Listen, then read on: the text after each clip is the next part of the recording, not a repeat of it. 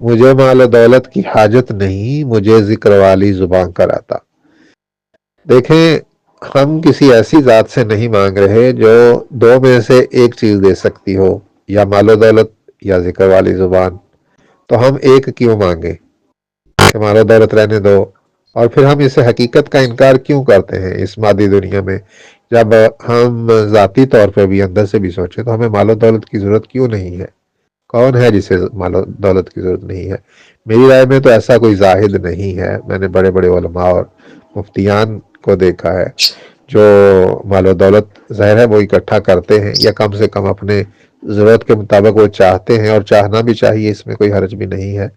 تو پھر ہم ایسی بے تکی گفتگو کیوں کرتے ہیں کہ مجھے مال و دولت کی حاجت نہیں؟ کیوں نہیں ہے؟ مال و دولت بھی اللہ تعالیٰ کی نعمتوں میں سے ایک نعمت ہے۔ تو ہمیں کوشش کرنی چاہیے کہ حقائق کے قریب رہ کے گفتگو کی جائے، ٹھیک ہے؟ ایسی چیزیں نہ مانگی جائیں، ایسی چیزیں دعا کے اندر نہ کہی جائیں جو اگر واقعی قبول ہو جائے تو ہمیں اس کا افسوس ہو۔ اگر واقعی خدا مال و دولت چھین لے، صرف آپ کو ذکر والی زبان دے دے، تو ظاہر ہے کہ اس پہ بھی کام نہیں چلے گا۔ تو مال و دولت بھی اللہ تعالیٰ کی نعمتوں میں سے نعمت ہے۔ اصحاب پیغمبر میں بہت امیر لوگ گزرے ہیں، بزرگان دین میں بہت امیر لوگ گزرے ہیں، اور ایسا نہیں ہے کہ امیر ہونے کے ساتھ پھر انہیں ذکر کی توفیق نہیں ملی، بلکہ ذکر بھی وہ کیا انہوں نے، مال و دولت بھی انہیں ملا۔ تو ہم ایسی ذات سے مانگ رہے ہیں جو سب کچھ عطا کر سکتا ہے۔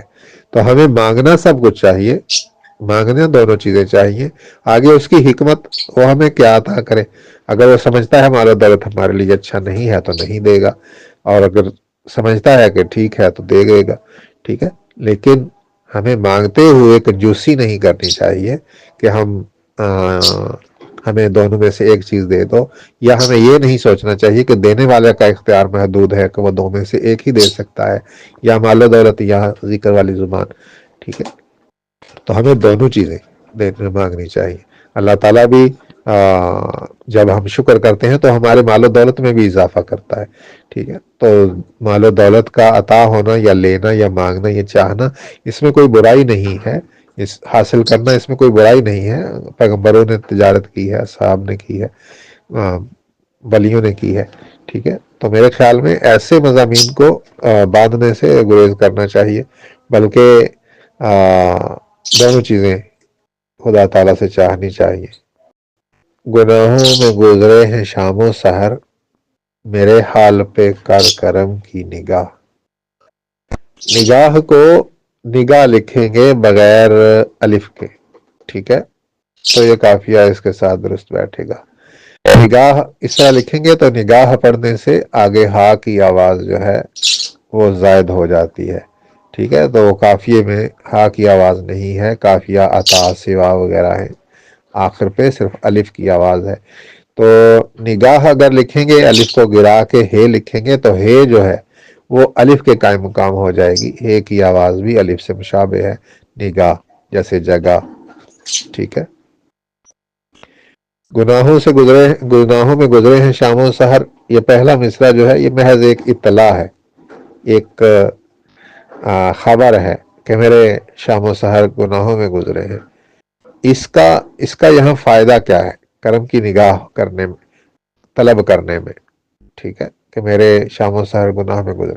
حالانکہ کرم کی نگاہ مانگنے کے لیے تو آپ کو اپنی عبادت پیش کرنی چاہیے کہ میں تیرا تابع دار ہوں، تابع فرمان ہوں، تو مجھ پہ کرم کی نگاہ ہونی چاہیے گناہوں کا بتا کے، یا پھر کرم کی نگاہ سے خدا تعالیٰ کیا تبدیلی لایا آپ میں وہ آپ کو بتانا چاہیے۔ جیسے آپ کہتے ہیں گناہوں کی دلدل سے مجھ کو نکال، میرے حال پہ کر کرم کی نگاہ، ٹھیک ہے، کہ کرم کی نگاہ کر کے مجھے گناہوں کی دلدل سے، گناہوں کے چنگل سے مجھ کو نکال، گناہوں کے چنگل سے نکال دے، یا گناہوں سے بچا لے، یا کچھ اس طرح کی دعا ہو جائے پہلے مصرے میں، خبر نہ رہے کہ میں نے شام و سحر جو ہے وہ گناہوں میں گزارے ہیں، ٹھیک ہے۔ یہ صرف ایک خبر ہے، لیکن آپ کہیں گے کہ مجھے ان گناہوں سے چھٹکارا چاہیے، تم مجھ پہ کرم کی نگاہ کر، ٹھیک ہے۔ کرم کی نگاہ ہوگی تو گناہوں سے چھٹکارا مل جائے گا، لیکن کرم کی نگاہ کر میں گناہوں میں شام و سحر گزرتا ہوں، یہ میرے خیال میں اس کا مفہوم اتنا بہتر نہیں ہوگا، تھوڑی تبدیلی کر لیں گے تو بہتر ہو جائے گا۔ کبھی غیروں کے در پہ جھکتا نہیں، تیرے در پہ آ کر ہی سجدہ کیا۔ جھکتا نہیں اور سجدہ کیا افعال میں موافقت نہیں ہے۔ جھکتا نہیں سجدہ کرتا ہوں اس طرح آتا، یا پھر جھکا نہیں سجدہ نہیں کیا، سجدہ کیا، ٹھیک ہے۔ غیر کے در پہ نہیں جھکا، تیرے در پہ سجدہ کیا، یا غیر کے در پر نہیں جھکتا، تیرے در پر سجدہ کرتا ہوں، ٹھیک ہے۔ جھکتا کے ساتھ کرتا، جھکا کے ساتھ کیا، ٹھیک ہے، یہ موافق ہو جائے گا، بہتر لگے گا۔ اور کبھی کے ساتھ ویسے بھی جھکتا اچھا نہیں لگتا، کبھی غیروں کے در پہ جھکتا نہیں، بلکہ کبھی جھکا نہیں، میں کبھی نہیں جھکا، ٹھیک ہے۔ اور جھکتا نہیں ہونا لانا ہے تو پھر کبھی کے بغیر لانا چاہیے، ٹھیک ہے۔ میں غیروں کے در پر نہیں جھکتا، ٹھیک ہے۔ کبھی کے ساتھ بھی مناسب ہے، لیکن بہتر ہے کبھی کے بغیر، زیادہ اچھا لگے گا۔ اور یہاں پہ جھکا نہیں تو شاید نہیں لایا جا سکے، یا جھکا ہی نہیں کیوں کیا جا سکتا ہے، اور غیروں کی جگہ پہ غیر کا لفظ زیادہ رواں لگے گا، مفہوم وہی رہے گا۔ کبھی غیر کے در پہ جھکتا نہیں، غیر کے در پہ، ٹھیک ہے۔ تو غیر میں سارے غیر آ جاتے ہیں، اور جمع کا مفہوم بھی یہ دے دیتا ہے، تو غیروں لکھنے کی ضرورت نہیں ہے، ٹھیک ہے۔ اور اسے جھکتا کو جھکا، کبھی غیر